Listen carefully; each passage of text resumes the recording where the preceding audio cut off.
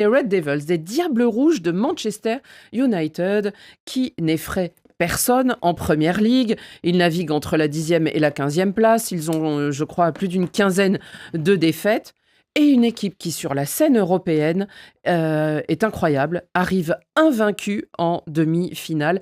Et hier soir, eh bien, ils ont fait la loi à San Mamés, dans un stade réputé chaud, où là aussi l'Athletic Bilbao était invaincu. Ils les ont battus, ils les ont humiliés, 3-0, un score final.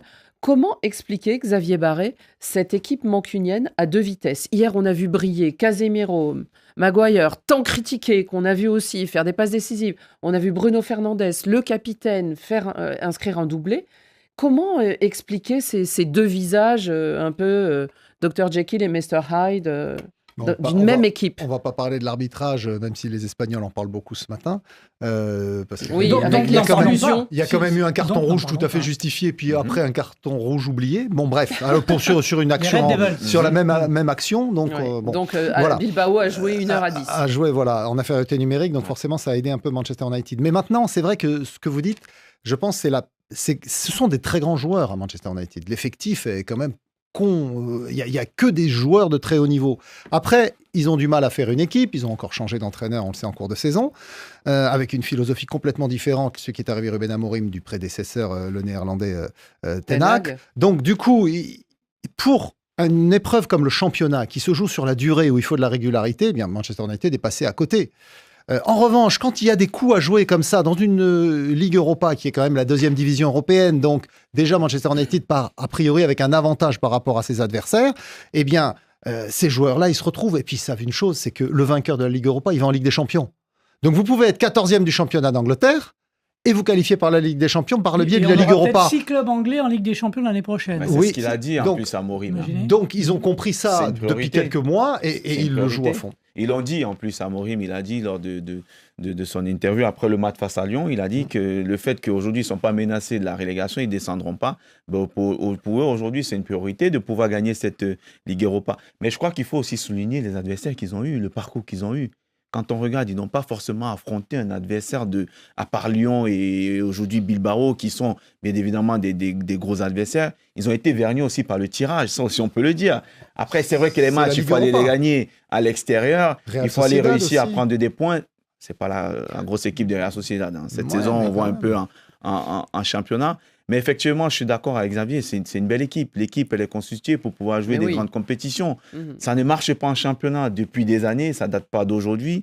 Il y a un mal qui est profond. Je pense que la saison prochaine, Amorim, il va réformer un peu tout ça. Il y a des joueurs qui vont partir, il y a d'autres qui vont arriver, il y a d'autres qu'on va garder. Mais bien évidemment, pour sauver la saison aujourd'hui de Manchester, c'est pas d'arriver seulement en finale, mais d'aller gagner cette Europa League. Juste Annie, Paulin Anama, il est à Yaoundé et il souligne qu'hier, il y a un gardien qui n'a pas pris de but. Hein. Un certain André Onana. Un certain Onana. Rémi, vous avez été surpris que l'Atlético soit un peu piétiné comme ça hier soir. En plus, ça a duré très peu de temps parce qu'en deuxième mi-temps, à la mi-temps, le score est 3-0. Ils prennent plus. Mais notamment les frères Williams, dont on parle beaucoup. Le jeune Nico Williams qu'on avait vu à l'Euro, si bien s'entendre avec Yamal. Et là, ça n'a pas marché. Je voulais d'abord signaler que Onana a effectué combien d'arrêts? Si vous n'avez qu'un seul type. Alors, c'est pour ça que je dis que Bilbao a été nul. Il y a eu des matchs où il n'a pas fait d'arrêt, il a pris des buts. Alors, aujourd'hui, il faut aussi reconnaître qu'il y a eu peut-être 2 petits sauvetages à la ligne, des défenseurs. Bon, mais en même temps, je dois d'abord mettre un petit bémol.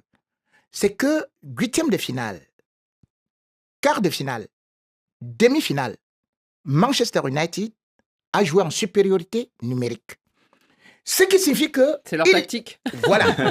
Oui, ce qui signifie qu'Annie, vous savez, quand vous jouez en supériorité numérique, il est très difficile de vous juger. Bien sûr. C'est pour ça que je dis oui, peut-être si Lyon était une équipe tactique, Manchester United, on n'en parlerait plus. Mais ils ont péché tactiquement parce que le match était gagné. Ils étaient en train de gagner Manchester United en infériorité numérique d'ailleurs. Donc pour moi aujourd'hui, qu'est-ce que je vois? Je constate tout simplement que ce Manchester United-là a donc gagné 6 matchs de Premier League avec le nouvel avec Amorim.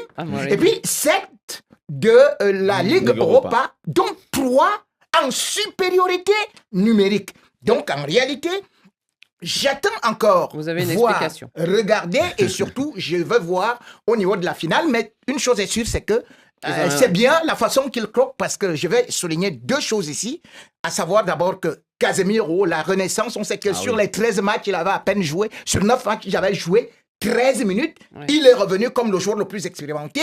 Et il y a, bien évidemment, celui qui, on peut dire, le grand capitaine aujourd'hui, qui Bruno Fernandes.